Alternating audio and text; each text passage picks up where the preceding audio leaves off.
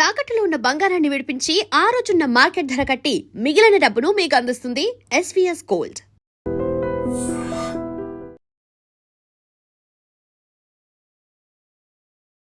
నమస్కారం, welcome to I dream. ధర్మ మార్గం విత్ విజిత కార్యక్రమానికి స్వాగతం.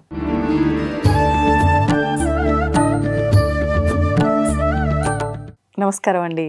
శ్రీమాత్రే నమః. మనకి ప్రతి మాసంలో సంకష్టహర చతుర్థి అనేది వస్తూనే ఉంటుంది. కొంతమంది అది వ్రతంలా ఆచరిస్తూ ఉంటారు, కొంతమంది వాళ్ళ కోరికని బట్టి ఆచరిస్తూ ఉంటారు. కానీ ఇది ఒక వ్రతంలా ఆచరించే విధానం.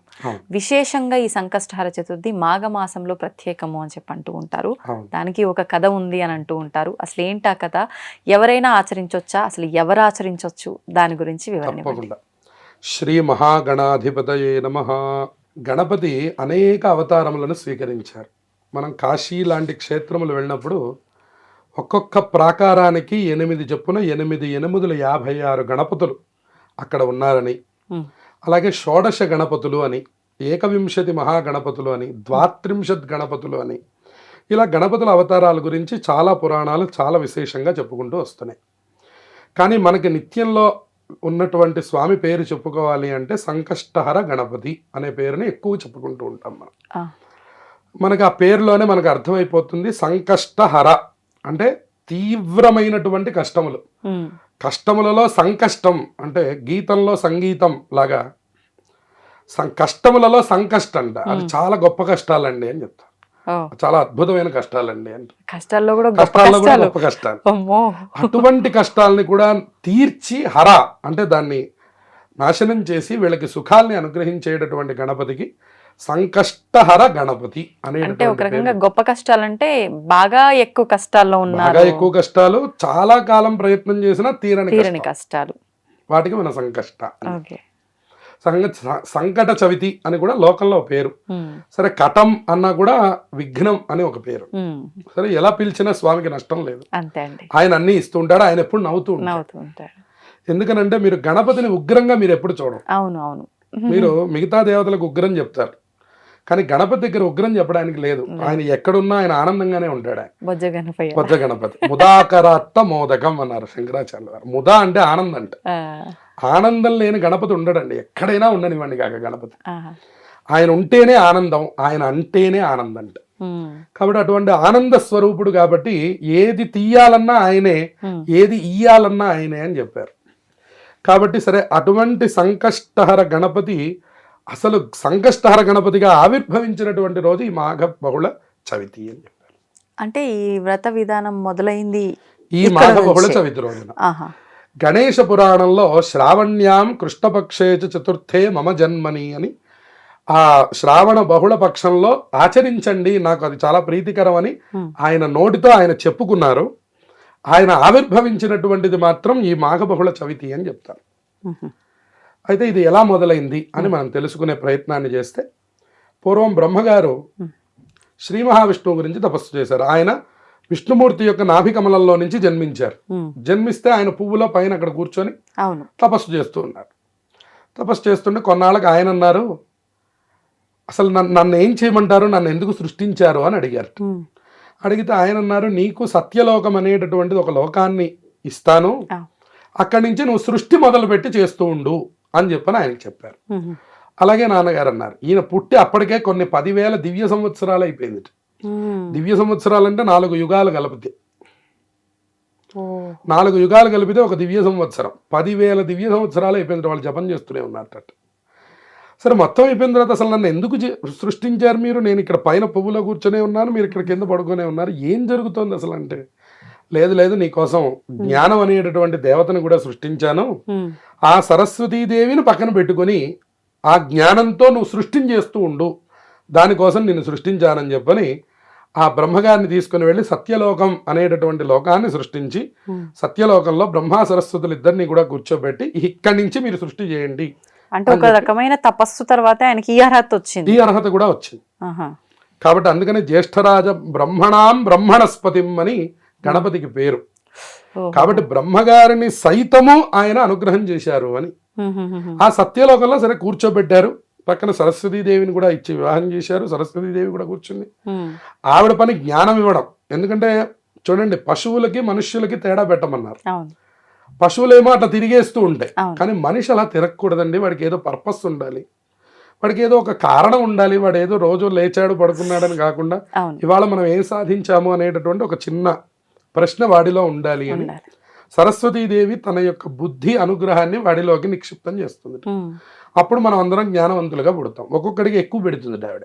ఆహా. చూడండి, మంచి సమయంలో వెళ్తే భోజనం ఎక్కువ దొరికినట్టు, ప్రసాదం కరెక్ట్ టైంలో వెళ్తే చేతి నిండా దొరికినట్టు, చివరి నిమిషంలో వెళ్తే కొద్దిగా దొరికినట్టు. అలా స్వామి అనుగ్రహం ఎప్పుడు ఎవరి మీద సరస్వతి అనుగ్రహం ఎట్లా ప్రసరిస్తుందో మనకు తెలియదు. మనం చిన్న చిన్న పిల్లల్ని కూడా చూస్తుంటాం పెద్ద పెద్ద పద్యాలు చెప్పడం. అవునండి. ఇదంతా సరస్వతీదేవి కటాక్షం, బ్రహ్మగారి సృష్టి, ఈ రెండు జరగదు. సరే, ఆయన వెంటనే నువ్వు సృష్టి చెయ్యి అని ఆయన వెళ్ళిపోయినారు. ఈయన సృష్టి చెయ్యాలి, కానీ ఎలా చేయాలి? ఇంకా వర్క్ ఎక్స్పీరియన్స్ ఇంకా రాలేదు. ఆయన కూర్చొని తపస్సు చేస్తున్నాడు. మళ్ళీ సరే, కొంతకాలం అయిన తర్వాత మళ్ళీ తపస్సు చేయడం మొదలుపెట్టి ఆయన అనుకున్నారు, ఓహో అసలు ఏం చెయ్యాలో చెప్పారు కానీ ఎలా చేయాలో చెప్పలేదు ఆయన అని మళ్ళీ విష్ణుమూర్తి గురించి తపస్సు చేశారట. తపస్సు చేస్తే నువ్వు సృష్టి చెయ్యి అని చెప్పారట. అంటే ముందర దింపి వెళ్ళారు కానీ ఏం చేయాలో చెప్పలేదు. ఒక తపస్సు తర్వాత నువ్వు సృష్టి చెయ్యి అని చెప్పారట. సృష్టి చెయ్యి అన్నారు కానీ అసలు ఎలా చేయాలో చెప్పలేదండి అని మళ్ళీ తపస్సు చేశారట. సరే, మళ్ళీ సృష్టి చేయడానికి ఎలా చేయాలో చెప్పారట. ఈయన ఆ సృష్టి చేయడానికి ప్రయత్నం చేస్తుంటే ఎన్నో రకాల ఆటంకాలు కలుగుతున్నాయట. మళ్ళీ ఆటంకాలు కలుగుతున్నాయండి అని చెప్పని వెళితే ఆయన ఒక మంత్రాన్ని ఉపదేశం చేశారట. ఆ మంత్రం ఏమిటి అంటే కనుక ఒక వక్రతుండ మంత్రం అని చెప్పారట. గణపతి. ఆ వక్రతుండ మంత్రాన్ని ఉపదేశం చేస్తే ఈయన ఆ వక్రతుండ మంత్రాన్ని జపం చేయడం ప్రారంభం చేశారు. ఎవరు? బ్రహ్మగారు. ఆ వక్రతుండ మంత్రాన్ని చెయ్యగా చెయ్యగా చెయ్యగా చెయ్యగా జపం ఆయనకు ఒక అద్భుతమైనటువంటి యొక్క రూపం కనపడిందిట. ఆ కనపడినటువంటి రూపం ఏమిటి అంటే ప్రణవం కనపడింది అని చెప్పారు. ఓంకారం కనపడిందిట మొట్టమొదట. ఒక తెల్లనైనటువంటిది. మీరు కూడా దీన్ని చక్కగా ఊహిస్తే మనకు కనపడుతుంది. చూడండి, మనం కళ్ళు మూసుకున్న తర్వాత మనకు ఒక క్యాన్వాస్ కనపడితే దాని మీద ఒక చక్కనైనటువంటి పెద్ద లైట్, మీకు ఆ చక్కనైనటువంటి ఆ లైట్ కనపడుతూ ఉన్నప్పుడు దాన్ని కొంచెం జూమ్ చేసి చూస్తున్నారు. అంటే తపస్సు ద్వారా ఇంకొంచెం దగ్గరికి వెళ్తాం. వెళ్ళిన తర్వాత అది కొంచెం ఏదో ఆకారం కనపడుతోంది అని అనిపిస్తుందట. ఇంకా కొన్నాళ్ళు తపస్సు చేసాం, ఇంకొంచెం దగ్గరికి వెళ్తాం. ఆ ఆకారం ఏమిటి అంటే ఓం అనేటటువంటిది తెలిసిందట. ఈ ఓమేనా అని ఇంకొంచెం దగ్గరికి వెళ్ళారట. వెళ్తే ఆ పైన ఉన్నటువంటిది ముఖము, కింద ఉన్నటువంటిది పొట్ట అని తెలిసిందట. ఓహో అని ఇంకొంచెం దగ్గరికి వెళ్తే ఆ ఓంకారంలోంచి బయటకు వచ్చినటువంటి గీత తొండం అని తెలిసిందట. ఆ తొండంలో నుంచి ఉన్నటువంటి యొక్క ఈ బిందువు ఏదైతే ఉందో అది ఉండ్రం అని తెలిసిందట. ఆ తర్వాత ఉన్నటువంటి పక్కవి రెండు ఏమిటండి అంటే అవి చెవులు అని తెలిసినాయట. అందుకని చెప్పని అలా నెమ్మదిగా ముందుకు వెళ్తూ ఉంటే ఆకారం ఎవరిది అంటే అదిగో ఆ వక్రతుండుడిది. వక్రతుండ మహాకాయ సూర్యకోటి సమప్రభ నిర్విఘ్నం కురుమేదేవ సర్వకార్యేషు సర్వదా. ఇంతకు మించినటువంటి మహామంత్రం ప్రపంచంలోనే ఏదీ లేదు అని చెప్పారు. మీరు ప్రతిరోజు కూడా బయటికి వెళ్ళేటప్పుడు అసలు ఈ మంత్రం చదువుకుంటే, సరే విష్ణుమూర్తి ఉపదేశం చేసింది బీజాక్షర సంయుక్తమైనటువంటిది, కానీ బ్రహ్మగారు మొట్టమొదట చూసినటువంటి తర్వాత చెప్పినటువంటి శ్లోకం మాత్రం ఇదే, వక్రతుండ అన్నారు. వక్రతుండ అంటే వంకరముగా ఉన్నటువంటి తొండము గలవాడా ఒకటి కాదు, వక్రములను తుండెములను చేయగలిగిన వాడా అని. వక్రం అంటే ఇబ్బందులు, ఆటంకాలు, విఘ్నాలు, మీరు ఏమైనా పేరు చెప్పవచ్చు. తుండెములు అంటే మన తెలంగాణ భాషలో నరకడం అన్నారు. అంటే విఘ్నాల్ని తొలగించడం, నరకడం, తీసిపారేయడం, దానికి ఏ పేరైనా పెట్టచ్చు. విఘ్నాలను తొలగించేటటువంటి వాడా అని అన్నాడు. మరి ఆయన ఎలా ఉన్నాడండి? మహాకాయ. నాలాగా మీలాగా లేడు ఆయన, ఇంకా మహాప్రకాశవంతంగా ఉన్నాడు. ఆయన ఎలా కనిపించాడు? బ్రహ్మగారికి దగ్గరికి వెళ్ళిన కొద్దీ పెద్దదైనటువంటి స్వరూపంతో కనిపించాడు. ఎట్లాంటి ప్రకాశంతో ఉన్నాడు? సూర్యకోటి సమప్రభ. ఒక సూర్యుడిని చూడలేకపోతున్నాం మనం, 12 అయితే కోటి సూర్యులకి సమానమైనటువంటి తేజస్తో ఉన్నట్ట. మనకు కనపడతాడా అండి? లేదు, అసలు చూడలేము. కాబట్టి నిర్విఘ్నం గురుమేదేవ. సరే, నిన్ను చూస్తామా చూడలేమా మాకు తెలియదు స్వామి, మొత్తాన్ని మాకు అల్టిమేట్ గా కావాల్సింది మాకు ఫలితం. కాబట్టి మరి మీరు ఏం చెయ్యాలి అంటే నిర్విఘ్నం గురుమేదేవ అంటే విఘ్నాలు లేకుండా మాకు ఎప్పుడు చెయ్యి స్వామి, విఘ్నాలు లేకుండా నువ్వు నన్ను అనుగ్రహం చేస్తూ ఉండు. అంటే ఎప్పుడు అంటే సర్వకార్యేషు సర్వదా, అన్ని పనుల్లో ఎల్లప్పుడూ అనేటటువంటి దివ్యమైనటువంటి మహామంత్రాన్ని బ్రహ్మగారు ఉపదేశం చేస్తే దాన్నే మనం గణానాన్త్వా గణపతిగుం హవామహే కవిం కవీనాముపమశ్రవస్తమం జ్యేష్ఠరాజం బ్రహ్మణాం బ్రహ్మణస్పద ఆనశృణ్వన్నోతిభిస్వేదసాదనం అనేటటువంటి వేదమంత్రాన్ని మనం చెప్పుకుంటూ ఉన్నాం. అవును. ఆ మహాకాయంతో ఉన్నటువంటి కోటి సూర్య సమప్రభంతో కనపడినటువంటి గణపతికే బ్రహ్మగారికి గణపతే వరం ఇచ్చారట. ఓ బ్రహ్మదేవా, ఈ రోజు నువ్వు నన్ను దర్శనం చేశావు, ఇంత తపస్సు చేసి ఈ రోజు నువ్వు నా దగ్గరికి వచ్చావు. ఈ రోజు ఏమిటి? మాఘ బహుళ చవితి. ఈ మాఘ బహుళ చవితి రోజున ఈ దర్శనం, నువ్వు చేసిన దర్శనం, ఎవరైతే ప్రపంచంలో ఎవరు నన్ను ఆ రోజు దర్శనం చేస్తారో, ఆ రోజు నన్ను పూజిస్తారో, ఆ రోజు నన్ను అర్చిస్తారో, ఆ రోజు నన్ను స్తోత్రం చేస్తారో, ఆ రోజు నన్ను ధ్యానం చేస్తారో, ఆ రోజు నా హోమాలు నిర్వహిస్తారో, ఆ రోజున నా తరఫున ఏ పని చేసినప్పటికి కూడా వాళ్ళందరినీ నేను కష్టములు లేకుండా అనుగ్రహం చేస్తాను. నా పేరు సంకష్టహర గణపతి అని ఆయన మొట్టమొదట బ్రహ్మగారికి వరం ఇచ్చినటువంటి రోజు మాఘ బహుళ చవితి. ఈ రోజున అవకాశం ఉన్నటువంటి వాళ్ళు మీరన్నట్టుగా ఒక రాగి కలశాన్ని పెట్టుకొని, ఎర్రటి జాకెట్ బట్టను పెట్టి, ఎదురుకుండా పసుపుతో వినాయకుడిని చేసి పెట్టుకొని చక్కగా పూజించి, ఆ సంకష్టహర వ్రత విభాగం ఉన్నది, స్వామివారికి షోడశోపచార పూజలు నిర్వర్తించి గరిక, గన్నేరు పూలు, ఎర్రటి అక్షింతలు వీటితో పూజ చేసి, ఉండ్రాళ్ళు, అలాగే స్వామివారికి ప్రీతికరమైన లడ్డూలు, ఉండ్రాళ్ళు, మోదకాలు ఇవన్నీ కూడా నైవేద్యం పెట్టి, అలాగే అనేక రకాల పళ్ళు, నారికేళాలు ఇవన్నీ కూడా చాలా ప్రీతికరమైనవి, అవన్నీ కూడా నైవేద్యం పెట్టి చంద్రుడికి అర్ఘ్యం ఇవ్వమన్నాడు, గణపతికి అర్ఘ్యం ఇవ్వమన్నాడు, తిథి దేవత అయినటువంటి చతుర్థి తిథికి అర్ఘ్యం ఇవ్వమన్నాడు, ముగ్గురికి అర్ఘ్యం ఇవ్వాలట.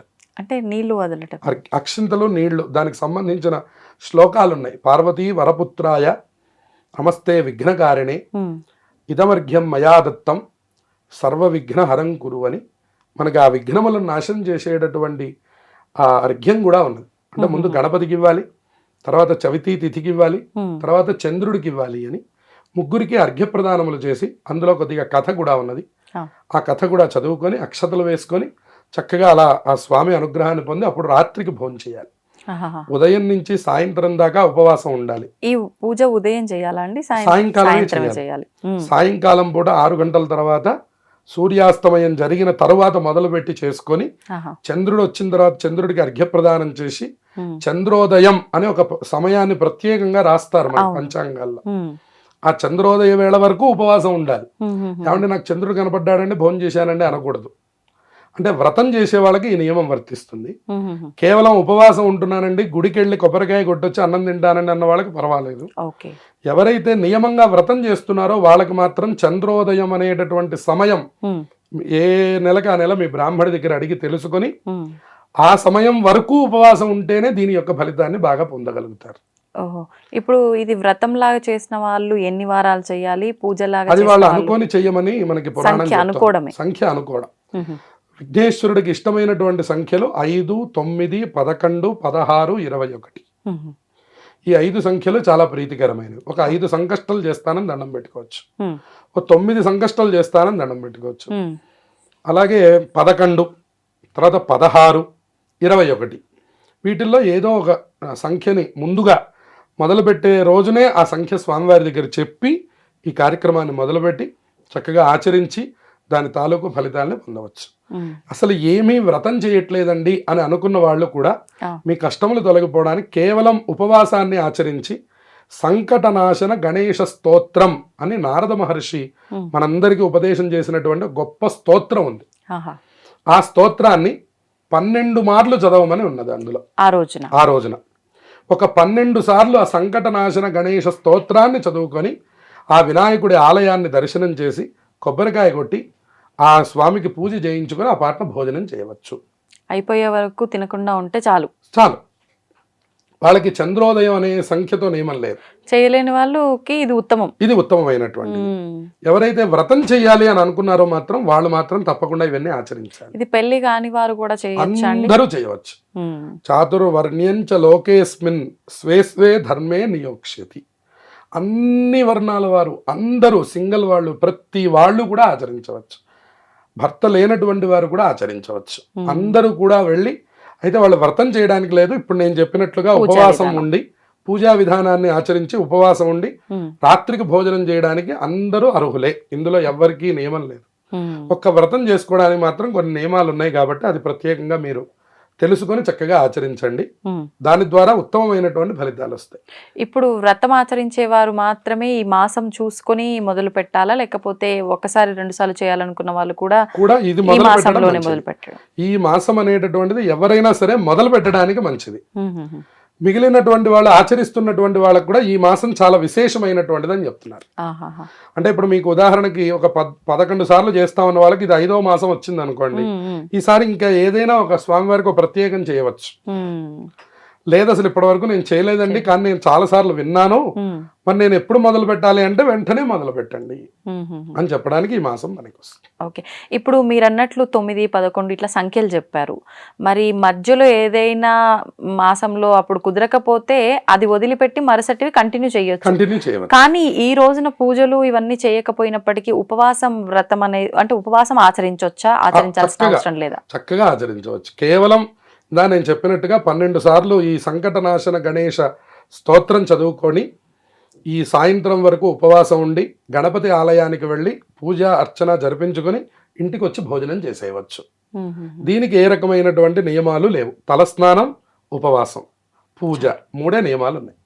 కాబట్టి ఇది అందరూ ఆచరించవచ్చు. ఏదైనా నోము చేసుకోవాలి వ్రతంలాగా అని అనుకున్న వాళ్ళకి కొన్ని నియమాలు ఉన్నాయి, దానికి పుస్తకాలు ఉన్నాయి. దాన్ని బాగా అనుసరించి చక్కగా తత్ప్రకారంగా ఆచరించండి. అందరూ సార్వత్రికంగా ఆచరించుకోవడానికి ఇప్పుడు నేను చెప్పినటువంటి పద్ధతి సరిపోతుంది. ఏదీ లేదండి, మరి మాకు ఉపవాసం ఉండడానికి కూడా మా శరీరం సహకరించదు, నాకు 70 ఏళ్ళు ఉన్నాయి, నాకు 80 ఏళ్ళు ఉన్నాయి, లేదా నాకు ఒక 450 షుగర్ ఉంది, మరి ఇప్పుడు మేమేం చెయ్యాలి అని అనుకున్న వాళ్ళకి తెల్లవారుజామున సమయం చెప్పారు. ప్రజల్పతి ప్రభాతకి హృదిస్మరం గణేశ్వరం అని. అంటే సూర్యుడు ఉదయించడానికంటే ముందరి సమయాన్ని గణపతికి అత్యంత ప్రీతికరంగా చెప్పారట. ఆ సమయంలో కనుక మీరు పూజ చేసుకొని, అంటే గణపతికి అష్టోత్తరం పూజ చేసుకొని ఉండ్రాలు తయారు చేసి నైవేద్యం పెట్టి సూర్యుడు వచ్చే లోపుగా మీరు గనక ఆ వినాయకుడు గనక పూజ గనక చేసేసినట్లయితే మీరు భోజనం చేసినా కూడా మీరు సంకష్ట వ్రతం ఆచరించిన ఫలితం మీ ఖాతాలో వేస్తారు. కాబట్టి తెల్లవారుజామునే లేచి సూర్యుడు వచ్చే లోపల పూజ పూర్తి చేసి ఈ విధానాన్ని ఎవరైనా ఇబ్బంది కలిగినటువంటి వాళ్ళు ఆచరించండి. చక్కగా ఉన్నటువంటి వాళ్ళు ఉపవాస వ్రతాన్ని ఆచరించి సాయంకాలం చేయండి. ఇంకా గణపతి మీద భక్తి ప్రపత్తులు ఉన్నటువంటి వాళ్ళు, దీర్ఘకాలిక కష్టములు ఉన్నటువంటి వాళ్ళు, కోరిక బలంగా నెరవేరాలి అని సంకల్పించినటువంటి వాళ్ళు వ్రత విధానాన్ని ఆచరించి కలశం పెట్టుకొని పూజ చేసి స్వామి అనుగ్రహాన్ని పొందండి. అందరికీ ఆ గణపతి అనుగ్రహం పరిపూర్ణంగా లభించుగాక. ధన్యవాదాలండి. శుభమస్తు. తవ్వండి, తవ్వుతూనే శివలింగం. పరమాత్మకు జీవా. సరే దాన్ని అట్లా కప్పేసేయండి, చూపించదండి. Krishna is there. మూర్తి పూజ కాదు, సాక్షాత్ బ్రజేంద్ర నందన భగవాన్ ఉన్నారు మూర్తిలో. ఏమీ ఆశించకుండా ఆరాధించే వాళ్ళు కూడా ఉన్నారా ప్రభుజీ? నిజమైన భక్తి అంటే మనకు తెలియదు కాబట్టి